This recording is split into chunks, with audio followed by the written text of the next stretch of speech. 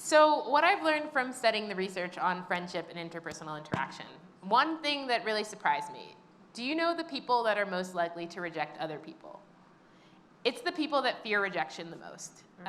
People high in something called rejection sensitivity, they tend to project that other people are rejecting them in ambiguous circumstances, and then they become cold, and they become withdrawn, and they reject other people that weren't actually rejecting them initially, so it tends to become sort of a self-fulfilling prophecy.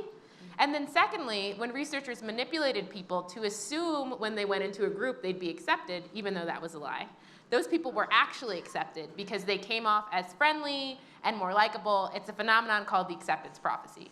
So one thing that I like to tell people around friendship is that if you want to make friends, you have to initiate, and you're going to be very afraid of rejection, but you have to assume people like you because it's a self-fulfilling prophecy. And the second thing that I like to share is that according to the research, our social worlds are a lot safer than we think they are. There's research on a phenomenon called the liking gap, which basically finds that when strangers interact, they underestimate how liked they are by the other person.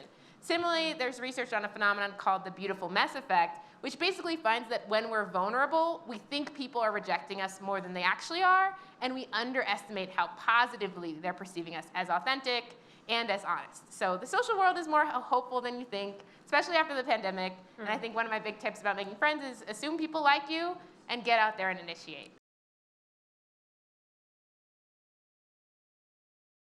I think if we didn't fear rejection, we would take a lot more initiative in friendship. And I think the problem is, of course, we're a lot less likely to be rejected than we think we are, but we never actually test this assumption because we just have this assumption, and that keeps us from ever actually trying to put ourselves out there and knock on our neighbor's door and say, hey, I just moved in and I'd love to connect with you, right? And so there's this theory that I really like called risk regulation theory, which basically argues that we are either in self-protection mode or pro-relationship mode. Self-protection mode is, I'm not going to reach out to you because I'm afraid you're going to reject me, right? Self-protection mode is, I'm not going to be vulnerable because you can exploit me. And that is antithetical to pro-relationship mode, which is, I'm going to be vulnerable. I'm going to tell you how much I like you. I'm going to tell you how much I value you. And the problem is, I think we don't realize when we're in self-protection mode that that's not just protecting us because it's inevitably harming our relationships. And so according to risk regulation theory, in order to be really good at making friends, we need to get other people out of self-protection mode into pro-relationship mode. And so that is why people want to be friends with people that show them that they won't reject them. The secret to making friends, the secret to being likable, according to these theories, is really to show people that you like them. Because then they're going to feel safe enough to invest in a relationship with you. And as I delve deep into the history for this book and the psychology, what I've realized is it's not radical to prioritize friendship even above romantic partners because that's been true throughout history. Romantic partners were chosen for practical reasons.